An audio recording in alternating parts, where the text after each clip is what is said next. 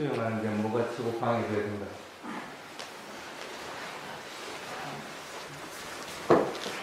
오전에 하는 거는 그 전체 질의응답입니다. 그렇기 때문에 그냥 있는 그대로 그냥 표현을 하시면 됩니다. 뭐가 가장 표현하는데 방해를 해요? 혼침. 응? 혼침이요. 혼침. 왜 언제 혼침이 오는가요? 좌선할 때요. 언제 잤을 때? 아침 때, 밤에? 아침에. 오늘 아침에. 오늘 아침에. 네. 아침에 일찍 일어나는 습관이 안 들었죠? 네. 그렇기도 하고 졸린 거보다는 이렇게 그 배 움직임에 자꾸 이렇게 선명하게 집중이 잘 안 되고요. 꼭 졸리는 건 아닌데 이렇게 잠에 빠진 듯이. 네. 혼침이 오는 것은 여러 가지 요인이 있습니다. 근데 지금 아침에 오는 혼침들은 대부분 보면 몸이 피곤하기 때문에 이렇게 혼침이 오는 경우가 있습니다. 그래서 그 잠이라고 하는 것은 불교에서는 두 가지로 얘기를 합니다. 첫 번째가 뭐냐면 육체적인 피곤함으로 인해서 오는 잠, 그 다음에 하나는 정신적인 결함으로 인해서 오는 잠, 두 가지를 얘기합니다. 근데 첫 번째 거는 어떤 경우도 문제가 생기지 않고, 두 번째 정신적인 결함으로 인해서 오는 잠, 이게 이제 문제가 됩니다. 대부분 아침에 오는 것은 특히 집중 수행체에 와서 아침에 오는 잠들은 대부분 보면 그 전에 잠을 충분히 못 자서 그런 경우가 있습니다. 근데 아마 오늘 저녁에 자고 나서 내일 아침에 경험을 해보면 오늘 아침에 경험하고 또 틀리지 있는 걸 발견할 겁니다. 왜 그러냐면 잠을 잘 때 푹 잔 습관이 들어서 몸의 피곤을 갖다 어느 정도 상쇄할 정도가 될 것 같으면 아침에 졸음은 덜합니다. 또 하나는 또 뭐냐면 알아차림이 강해서 그 알아차리는 힘이 강하면은 잠 시간이 비록 짧다고 하더라도 충분히 피곤을 몰아내줍니다. 그래서 아침 특히 이제 새벽녘을 마치고 나서 하는 수행에서는 졸음이 잘 안 오는 경우들이 있습니다.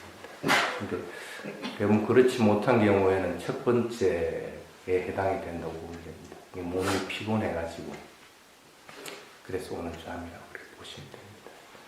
그 말고도 잠은 여기 교재에 써놨을 겁니다.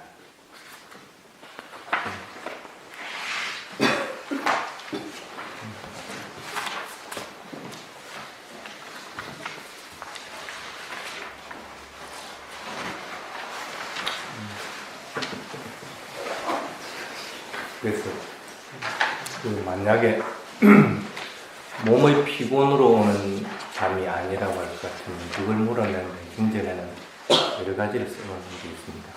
모칼라나 공자의 예를 들어서 그 경전에 설해라는 것이 있습니다. 쉽게 말하면 그 광명상 같은 걸 해서 부처님을 떠올리고 그 다음에 부처님의 그 공덕을 떠올리고 또 이렇게 함으로 해서 마음에서 환희심을 일으키게끔 만드는 거거든요.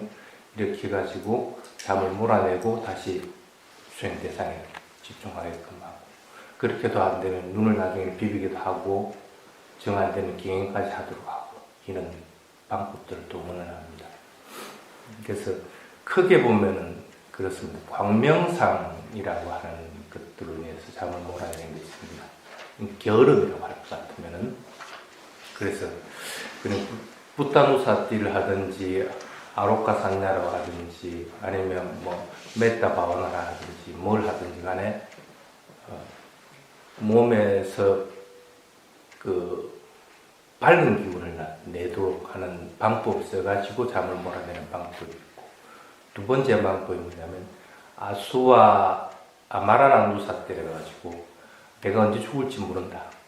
내가 언제 죽을지 모른다. 그래서 죽음은 항상 내 곁에 다가와 있기 때문에 나는 지금 이렇게 결혼 부릴 시간이 없다는 마음을 일으키게 들어가요.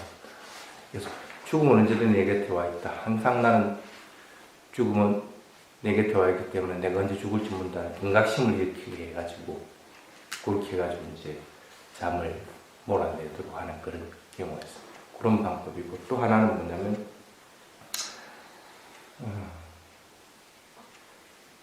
잠의 예를 들어봅시다. 잠이 옵니다. 그러면 잠이 오는데 그걸 이제 잠이 온다고 해서 잠이 오면 하고 관찰할 것 같으면 대부분 보면 그냥 잠이 푹 떨어져 버립니다. 이게 이제 초보자들이 그렇게 되는 방법입니다. 근데 이제 어느 정도 경험이 있는 사람들은 잠이 온다고 하면서 알아차리면서 잠이 온다고 하는데 이게 잠이 올 때의 느낌을 관찰합니다. 눈꺼풀이 무거우면 잠이 온다고 하다가 다시 전환을 합니다. 대상. 눈꺼풀이 무거움 하면서 알아차립니다. 그 다음 좀 있으면 눈꺼풀이 그럼 따가움 하면서 알아차립니다. 그러다 좀 있다가 수심 하면서 알아차립니다. 그러니까 잠이 오는 길이 있습니다. 그 길을 따라서 그전에는 명칭을 붙일 때 잠이 옴이라고 하는, 쉽게 말하면 반약기를 써가지고 그 관찰을 하다가 이제는 그 반약기를 갖다가 실제 안에서 바람마타로 전환을 합니다. 수심이라든지 통증이라든지 무거움이라든지 이런 것들은 실제 하는 현상들입니다. 그럼 그 실제 하는 현상들을 갖다가 관찰 대상으로 해서 잠을 관찰을 하게 됩니다. 근데 어느 부위에서 내가 눈이 확 떠질지 모릅니다. 실제 눈이 떠지는 것이 아니고 잠이 확 몰아져 나갑니다. 그래서 이제 이 방법을 이제 동원하는 경우들이 있습니다. 그런데 대부분은 보면은 이 방법까지 동원해가지고 나중에는 그 굉장히 무거워서 내가 땅으로 가라앉는 느낌, 땅으로 완전히 파묻히는 느낌까지 도달하고 나서까지도 관찰이 안 돼 나간다. 그건 대부분은 보면은 그때는 이제 잠이 떨어질 겁니다. 그러기 전에 대부분 눈꺼풀을 중심으로 해가지고 눈꺼풀이 따갑고 무겁고 쑤시고 아프고 하는 이 감각을 관찰하는 것이 가장 빨리 잠에서 벗어나는 길입니다. 그래서 그것들도 관찰하더라도 그냥 만약에 따가움이라고만 관찰하려고 하지 말고 따가움이 변해가는 것들을 보려고 해야 됩니다. 그래서 따가움 하면서 그것만 계속 관찰을 해나가다 보면 따가움이 조금 더 심해진다든지 아니면 따가움이 점점 넓어진다든지 이런 것들이 보여야 됩니다. 그게 보이지 않으면 그 다음엔 따가움 다음엔 그 다음에 수심을 온다든지 이렇게 그게 전환이 되는 거예요.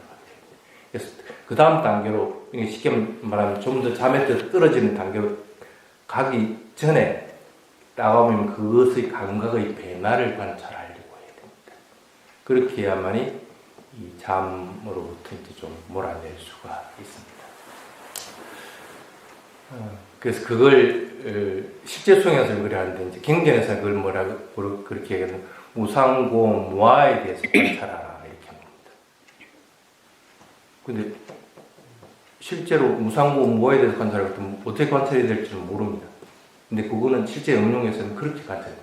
변하는 것들은 무상한 성품을 보게 되는 거고, 그리고 그렇게 변하는 것들이 굉장히 빠르게 변하는 것들이 두려움으로 느껴지고, 괴로움으로 느껴지고, 불만족으로 느껴지도록 관찰해야 돼요.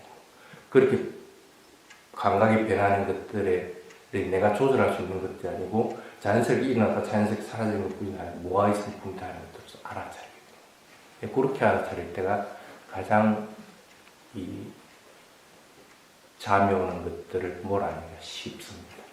그래서 그런 방법을 동원하면 조금 더 빨리 잠에서 벗어날 수가 있습니다. 예. 집에서 이제 혼자 할 때는 그런 식으로 해서 잠에서도 깨고 그러는데 어제 이제 그 배 움직임에만 바로바로 돌아오고 그러니까 집에서 할 때는 이렇게 망상이 생각이 떠오르면 바로 생각 떠오르는 거 뭐 바라보고 마음이 어디에 가 있는지 주로 이제 그거를 이렇게 보고 하니까 이렇게 졸릴 때도 이제 스님이 말씀하신 것처럼 그런 걸 바라보고 그러면 이 졸림 같은 게 잘 없고 그랬는데 그래서 그러니까 어제 그런 거 다 무시하고 바로 배 움직임에만 돌아오라고 하시길래 한번 그렇게 해봤어요. 생각이 떠올라도 그냥 얼른 다시 배로 돌아오고 이렇게 뭔가 졸리는 것 같은데 계속 배를 보려고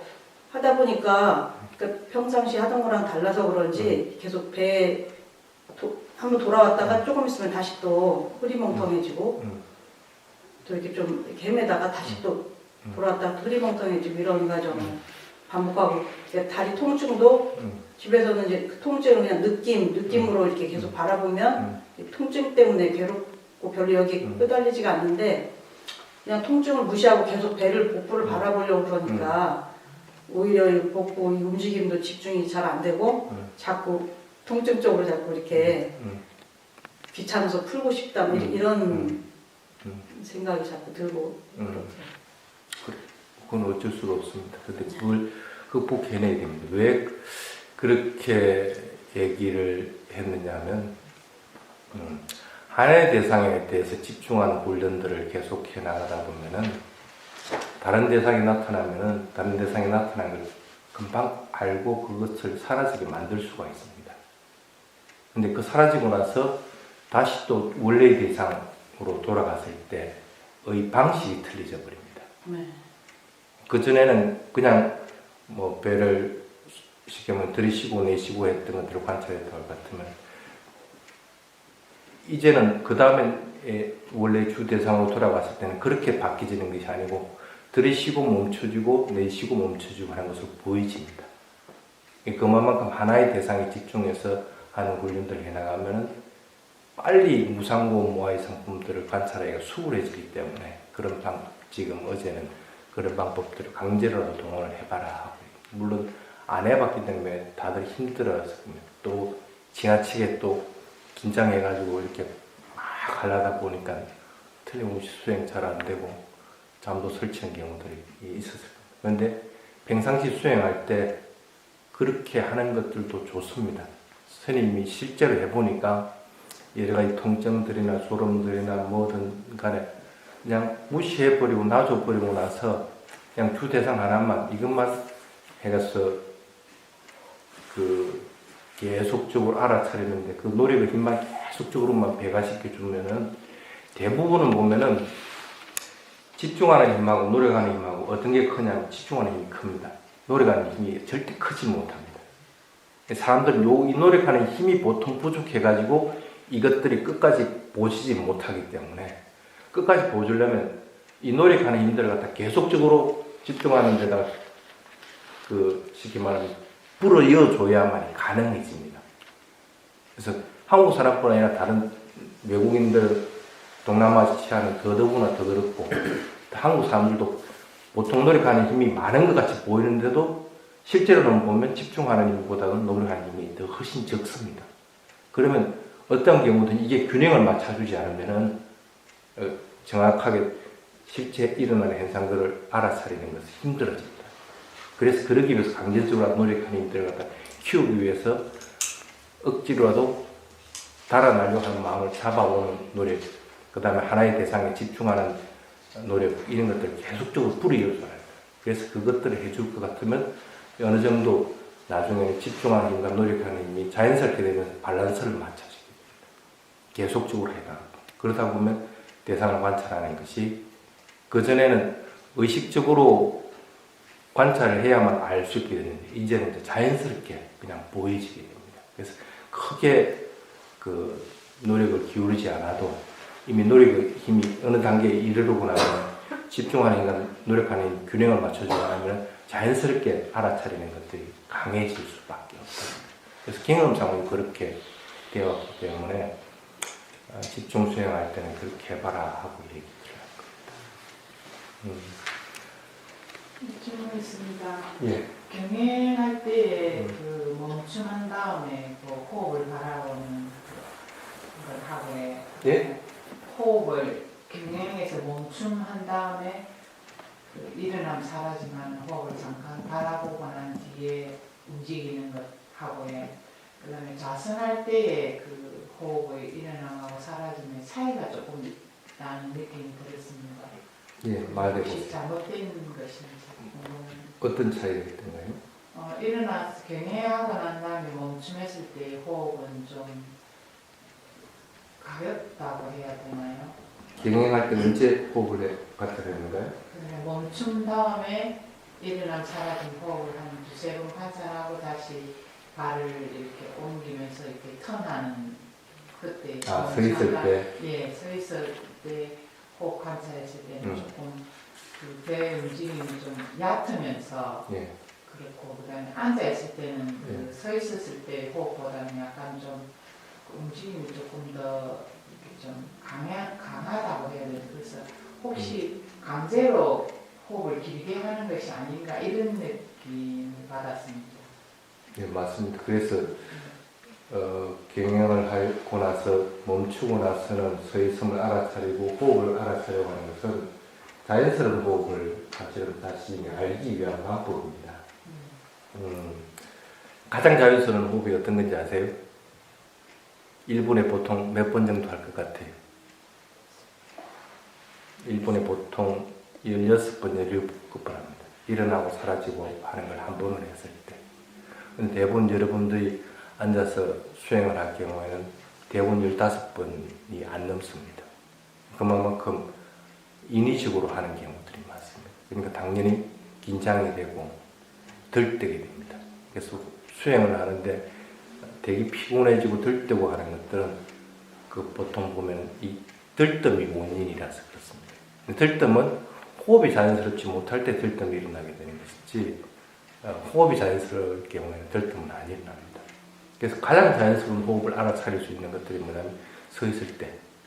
서 있을 때는 당연히 앉아 있을 때보다도 배에 부담이 덜합니다. 그럼 호흡하는 것들이 가볍게 이렇게 알아차릴 수가 있습니다. 그렇기 때문에 서 있을 때 경영을 하고 나서 멈췄을 때는 반드시 그것들에 대해서 알아차리고 호흡에 대한 것들을 조금씩 하도록 해야 됩니다. 그래야만 자신이 자연스러운 호흡이 뭔가 하는 것들을 갖다 이해를 하게끔 됩니다. 그 다음에 예.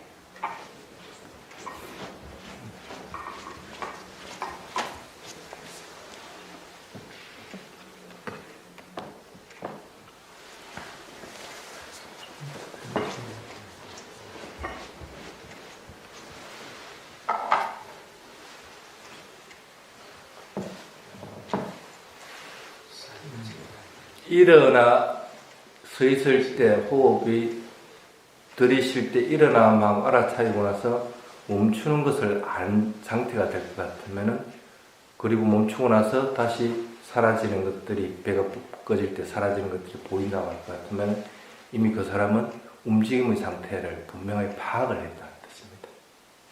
자선 때 그게 가능하던가요? 근데 그 멈춤은 아주 가볍게 찰나적으로 다가왔습니다. 근데 대부분 앉았을 때 멈춤을 보려고 할 것 같으면 굉장히 무겁게 다가왔습니다. 인위적으로 되고 있다는 얘기죠. 그만큼 앉아있을 때는 자연스럽게 되지 못합니다. 그래서 가끔씩은 그렇게 하는 것이 좋습니다. 앉아있을 때도 호흡을 하더라도 지금 내가 호흡을 관찰하는 마음들이 고요한 마음으로 하고 있는가 하는 것들 항상 생각을 해야 됩니다. 가장 완벽하게 고요한 마음이 되어 있는 상태야만이 그 호흡을 관찰하는 것이 좋습니다. 그래서 그런 가장 완벽하게 가볍고 고요한 상태는 집중하는 힘과 그리고 집중하는 힘으로 해서 어느 정도 사마티가 형성돼서 고요한 상태가 만들어져 있지 않으면은 호흡이 자연스럽게 되지 못한다는 거예요. 그러면 인위적으로라도 자꾸 마음을 갖다가 내가 지금 한 10분 호흡을 관찰하고 했다. 그러면 잠깐이라도 멈추고 내가 그때의 마음을 자꾸 보려고 해야 됩니다. 아, 내가 지금 긴장되어 있는 것이 없는가? 그리고 마음이 대상을 분명하게 알아차리고 있는가?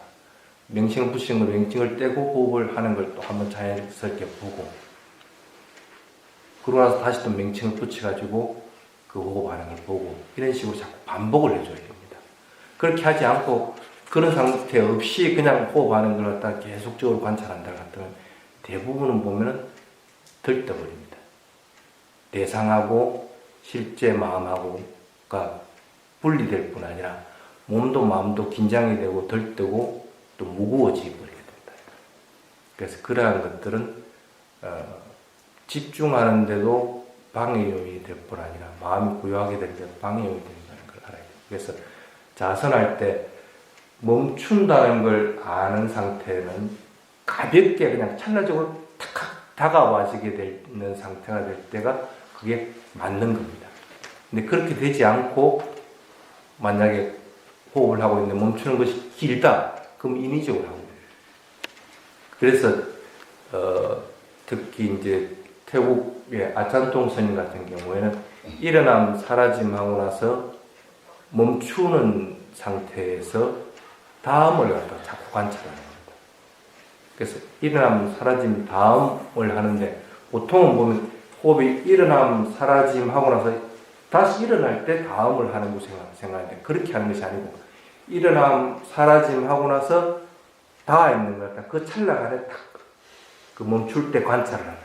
그리고 다시 호흡은 정상적으로 일어나고 사라지고 해야 됩니다.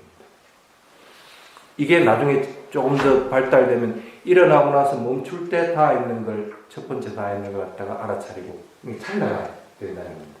그 다음에 호흡이 사라지고 나서 멈출 때 닿아 있는 입을 알아차리고 다시 일어나고 하는 걸 알아차리고 다시 닿아 있는 3번을 알아차리고 이런 식으로 진행을 해야 됩니다. 이게 그만큼 앉아있을 때 호흡이 멈춘다는 걸 아는 것은 아주 찰나간에 아주 가볍게 와닿는다는 것입니다. 여러분들 한번 그 손이 이렇게 닿아 있는 걸 찰나간에 탁 닿아 있다고 탁 한번 알아차려보세요. 그렇게 가볍게 탁 와닿아야 됩니다. 멈췄다는 것은 그렇게 알아차려지는 겁니다. 그게 바른 겁니다. 그래서 그 앉아있을 때보다도 경행했을 때 멈춘다는 걸 아는 것은 조금 더 그것이 가깝게 되는 그런 상태라고 보시면 됩니다. 그래서 만약에 그 일어나고 사라지고 하는 상태를 멈추는 걸 경행해서 알았다. 그럴 것 같으면 경행에서는 호흡을 조금 더 길게 해주는 것이 좋습니다.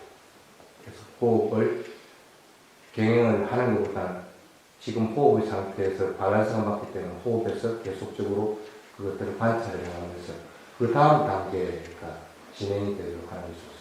단지 근무해야 되는 건 이 다음에 내가 뭐가 나올지 하고 바라지 말고 그냥 그대로 나는 그 상태를 관찰할 뿐이다 하고 마음을 먹고 관찰을 해나가면 됩니다.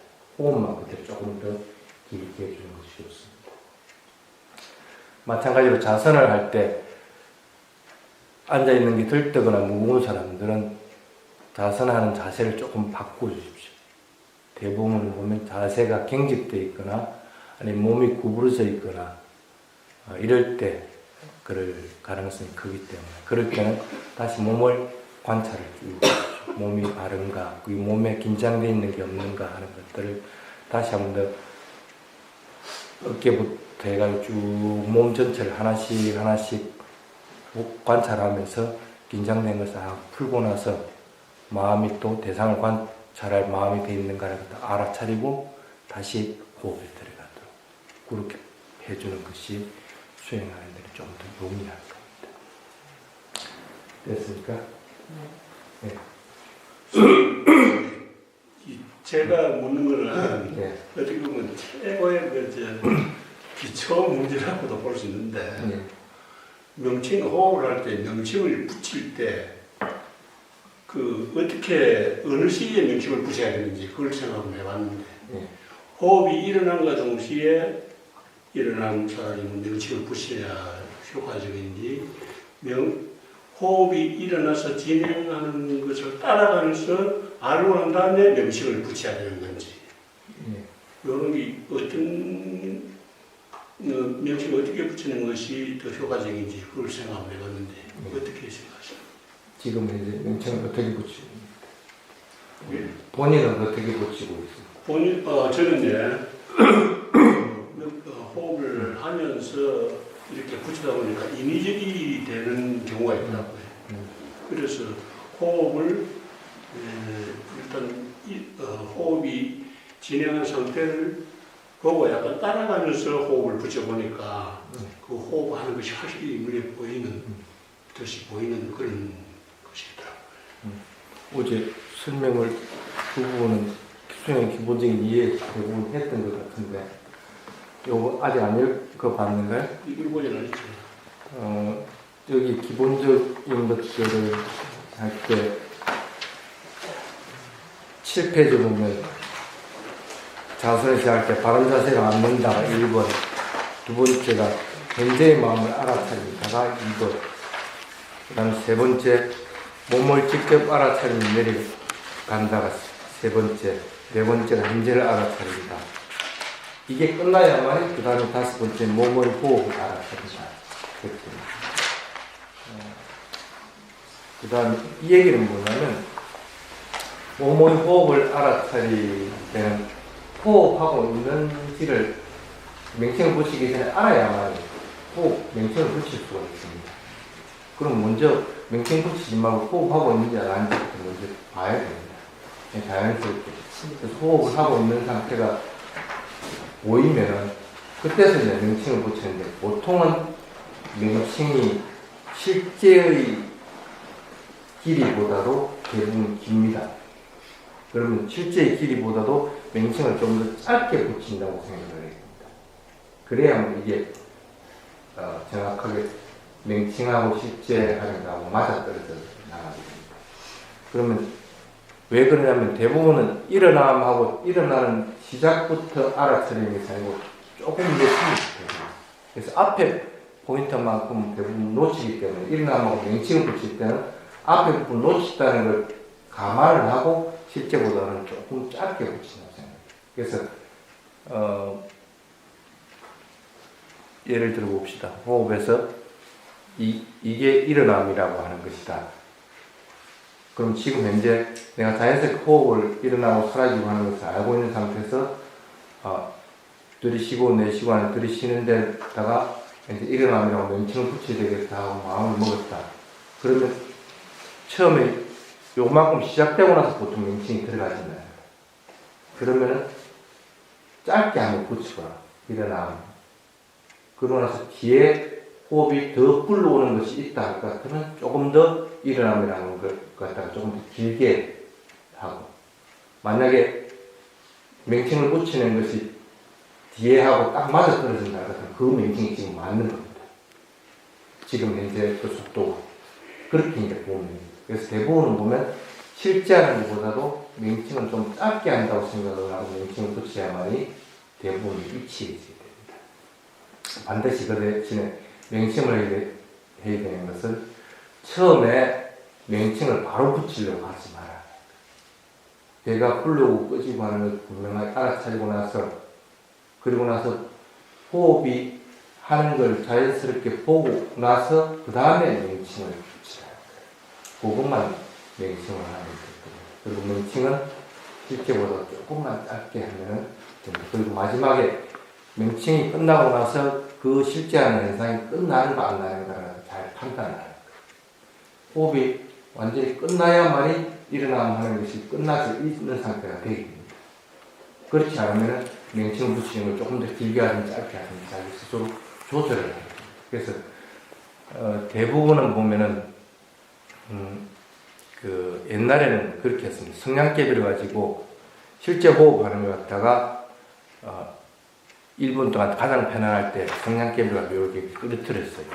그럼 1분에 이게 성냥개비가 몇 개가 되는가를 갖다가 세고, 그 다음에 호흡을 하면서 명칭을 붙이면서 성냥개비를 이렇게 떨어뜨려 봅니다.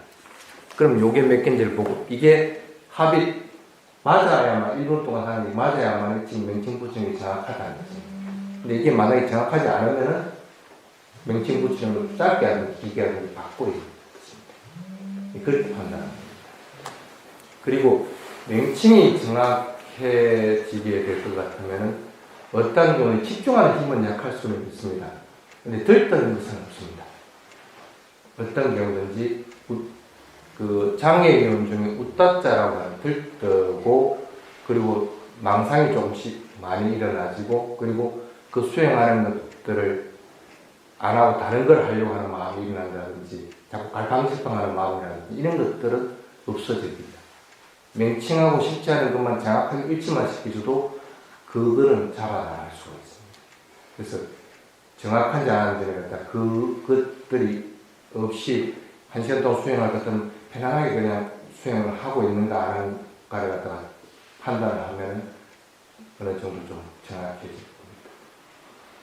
됐습니까?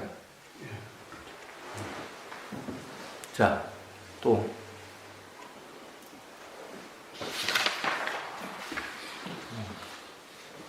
없어요? 또 수행에 장애되는 것들.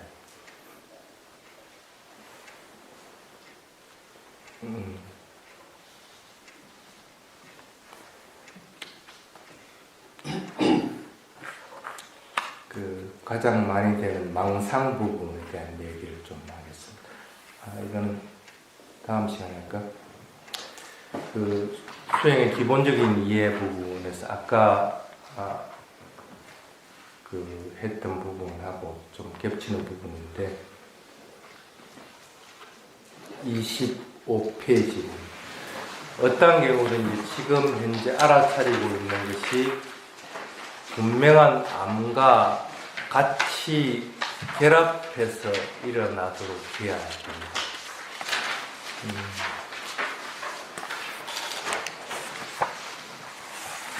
사띠와 삼빠자나라고 합니다. 어떻게 틀릴까? 사띠하고 삼빠자나. 수행하는 사람은 어떻게 이해를 하고 있어요? 어떤 게 사띠고 어떤 게 삼빠자나? 그냥 쉽게 얘기해.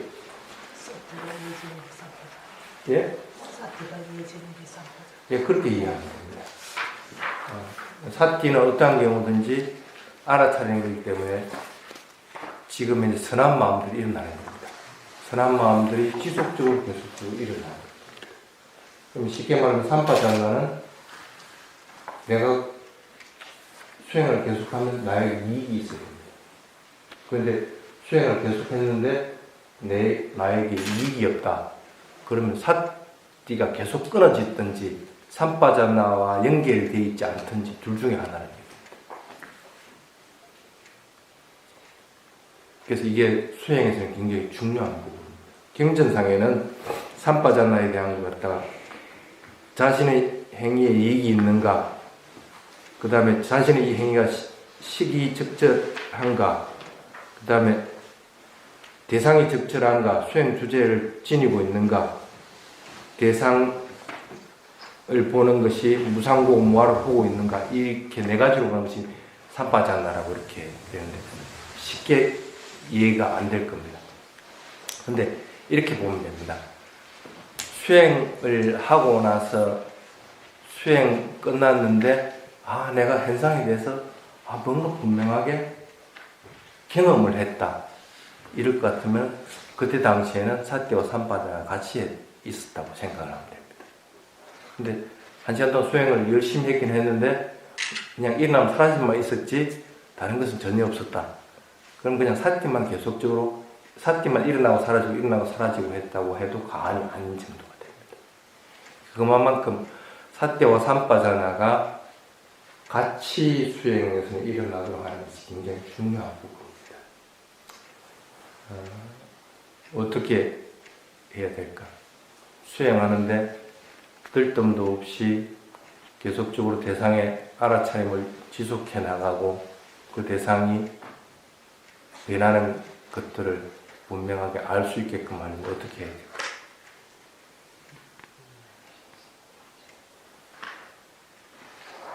처음에 수행을 할 때도 얘기했지만 움직임의 전체를 갖다 분명하게 알려고 노력을 하고 그리고 그 움직임이 이 전체를 분명하게 알고 나면은 그 움직임이 변하는 것들을 알아야 돼요. 그래서 시작과 중간과 끝을 분명하게 알게 되고 멈추는 것을 알고 그러고 나서 그 움직임이 다시 느낌으로 전환돼 가지고 그 느낌이 있는 것을 알고 느낌이 변하는 것을 알고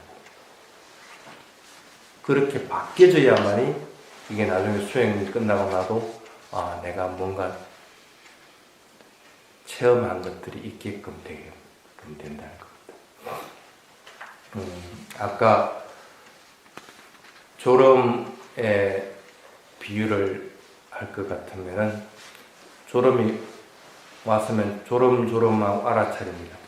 졸음이 오고 있으니까 조름조름합니다. 조름조름하고 그거 조름조름하고 있는 그 마음을 갖다 놓치지 않기 위해서 계속적으로 조름조름 그래서 끝까지 따라가는 거예요. 그거는 움직임을 따라가는 건 마찬가지입니다.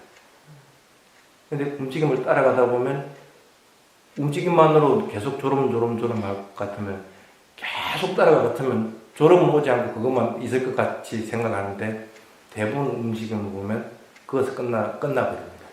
그 다음으로 상으로 넘어가지 않으면 졸음은 완전히 떨어져 버리거든요. 그래서 그렇게 관찰이 어느 정도 되고 나면 그 다음에는 졸음이 올 때 지금 현재 눈꺼풀의 느낌을 갖다 자꾸 보라고 합니다.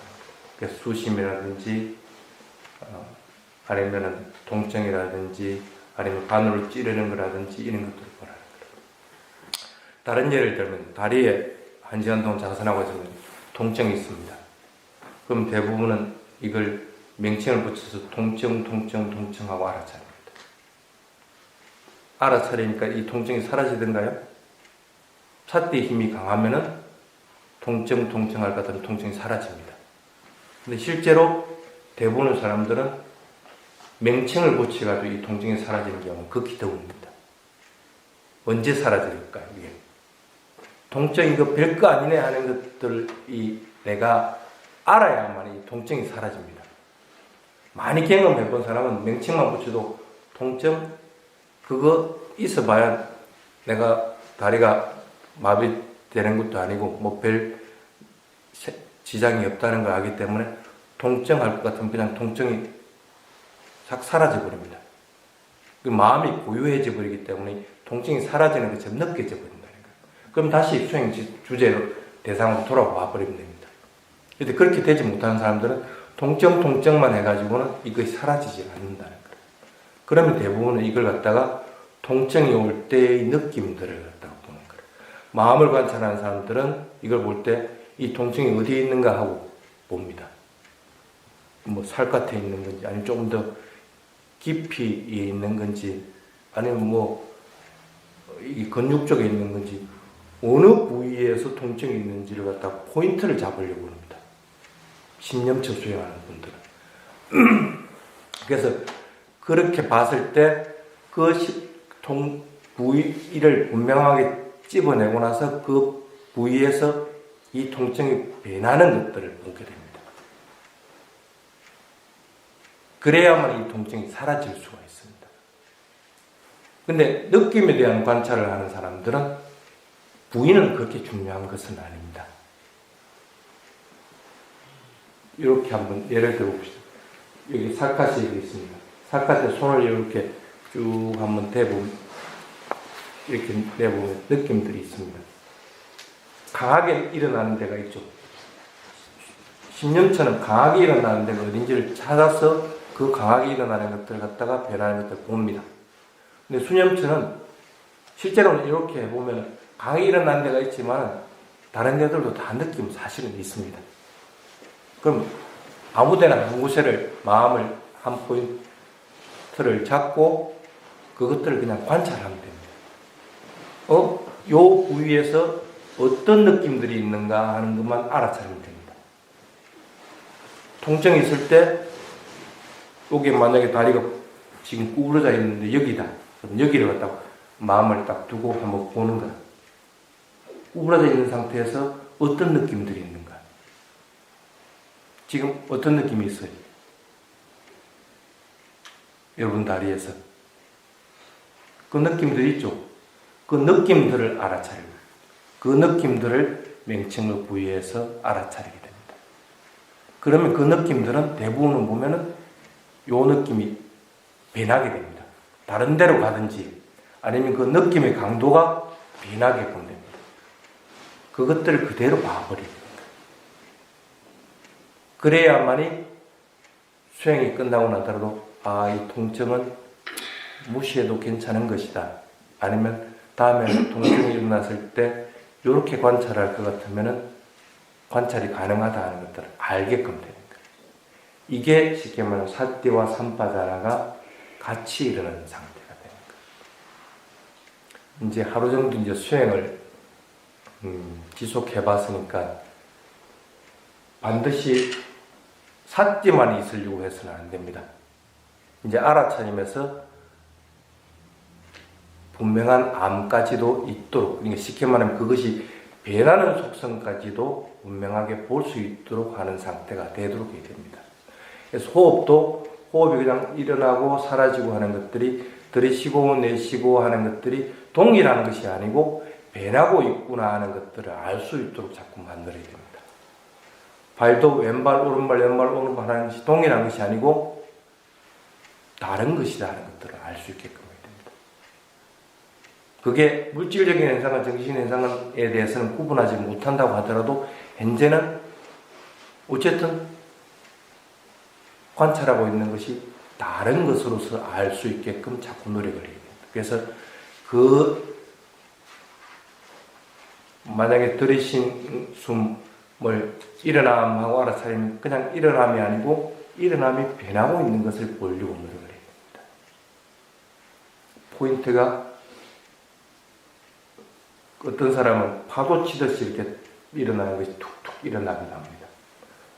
어떤 사람은 풍선이 볼록볼록 올라오듯이 그렇게 일어나는 것들이 느껴지기도 합니다. 어떤 사람은 풍선이 바람이 쑥 빠지듯이 그냥 하는 식으로 일어나는 것들이 느껴지기도 합니다. 어떤 사람들은 파도가 철썩 치듯이 강하게 뭔가 때리는 느낌이 오면서 여러 개 오는 것들이 보이기도 합니다.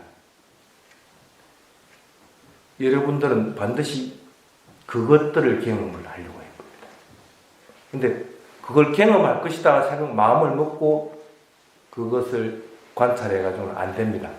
그냥 그거 생각하지 말고 느낌은 이 숨을 들이쉬고 하는 것들은 변하는 것이다 하고 먼저 마음을 딱 먹고 수행을 시작을 하면 됩니다. 그러면은 그냥 내가 그 호흡을 그대로 따라간다고 생각하면 됩니다. 편안한 상태가에서 따라가면은 그 호흡이 변하는 게 보입니다. 그래서 오늘은 그것들에 집중해서 수행을 하도록, 그래서 사띠와 삼파자나가 같이 하는 수행이 될 수 있도록 그렇게 해나가면 될 겁니다. 그리고 아직까지는 크게 장애들이 일어나는 것들은 대부분은 무시하십시오. 대부분 무시하고 그냥 쭉 지금 하고 있는 수행들을 계속적으로 하면서 그 변화들을 본다는 마음을 가지고 수행을 하도록 그렇게 하면 될 겁니다. 자, 1시간 다 돼갑니다. 예. 아까 첫 번째 질문하고 같은 선상에 있는 건데, 해태 혼침이 항상 극복하기 어려운 장애 같습니다. 근데 혼침이 아까 선생님 말씀대로 이제 육체적인 피곤함하고 정신적인 게으름하고 이제 두 가지 요인이 있다고 했는데, 그게 어떤 부분의 차이가 좀 있습니까? 우리가 이게 내가 지금 몸이 피곤해서 그런 건지 아니면 뭔가를 갖다 지금 자꾸 좀 장애를 이렇게 놓치고 있는 건지, 그걸 어떻게 좀 이렇게 구분해서 알아서 할 수가 있겠습니까? 피곤했을 때 만약에 예를 들어서 기쁨의 마음을 일으켜 한번 보십시오. 기쁜 마음을 확 이렇게 보면 피곤할 때는 기쁨은 그렇게 일어나지 않습니다. 그러니까 뭔가를 보고 기뻐하는, 그러니까 모든 생명들이 이렇게 살아있는 것만 얼마나 좋은가 하는 마음들을 일으킬 때 육체적으로 피곤할 것 같으면 그것들이 크게 일어나지 않습니다. 근데 육체적으로 피곤한 게 아니고 정신적으로 피곤했을 경우에는 기쁨을 일으켰을 때는 그것들이 금방 확 일어나는 것들이 보입니다. 그래서 그런 차이가 납니다. 정신적인 것들은 마음을 전환을 시켜주면은 빨리 마음이 전환돼서 일어납니다. 근데 육체적으로 피곤한 것들은 마음을 전환해 주더라도 그게 금방 바뀌어지는 것은 아닙니다. 그런 차이가 납니다. 사실 그러면 그 육체적인 거는 뭐 이해가 되고요. 예. 정신적인 그 표로에서는 혼침하고 해태하고는 또 어떤 차이가 있어서 우리가 해태, 네, 또 실제로 이제 해태가 게으르다는 이야기인데 예. 지금 이제 게으름은 그 티나미타를 얘기하는 겁니까? 빨리요? 제가 용어를 정확하게 잘 모르겠습니다. 어쨌든 그 이제 게으름에서 오는 그것을 해태라고 봤을 때 이제 육체적인 아까 정신적인 이제 그 게으름에서 오는 그 피곤함이 있다고 해서 예. 그래서 혼침이 이제 발생한다고 그랬는데 그것하고 이제 그냥 해태라는 그냥 그 용어하고 어떤 그 차이가 좀 있는 건지 아니면 같은 선상에서 우리가 볼 수 있는 건지. 지금 나도 지금 용어만 들어가지고는 해태라는 게 뭘 뜻하는지 모르겠는데 티나하고 미타하고는 틀립니다. 빨리 용어를 가지고 설명해볼게요. 쉽게 막 이렇게 생각하면 됩니다. 티나라고 하는 것은 정신이 게으름이라고 생각하면 됩니다. 아까 같이 뭐 수행하다가 대충대충 하려고 하게 되고 뭐 그 다음에 뭐 뭘 하기 싫어하고 하는 것들이 티나에 해당이 된다고 생각합니다. 근데 미타라고 하는 것은 대상을 놓쳐버리는 겁니다. 쉽게 말하면.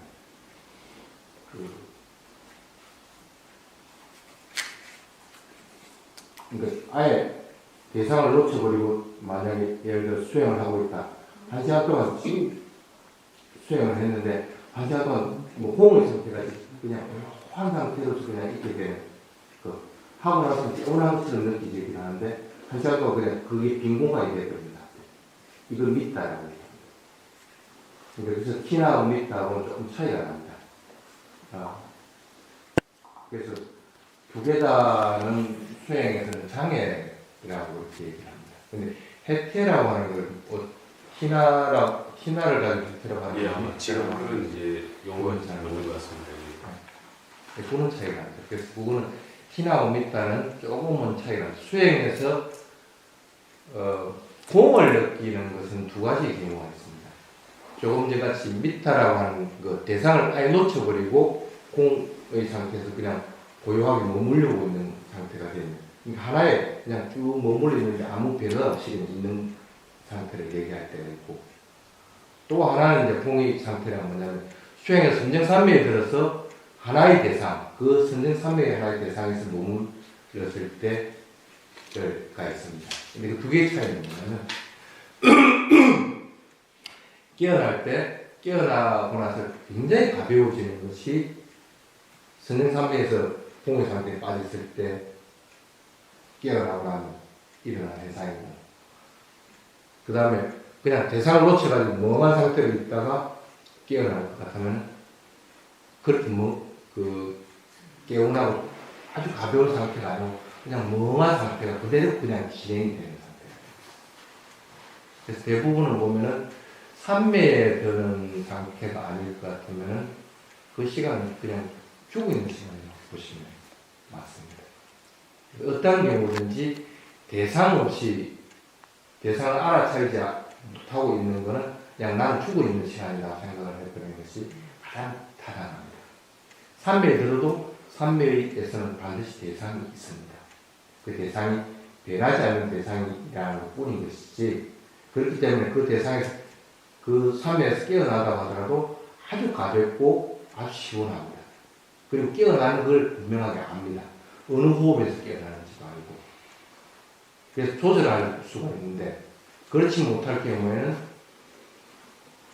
대부분 그 미타에 빠진 상태라고 보면 돼요. 그냥 아무것도 없는 무기와 같은 게으름 상태. 그걸 갖다가 대상을 완전하게 놓쳤을 때 그렇다 하고 얘기합니다. 예. 자, 오늘은 여기까지 오전에 하도록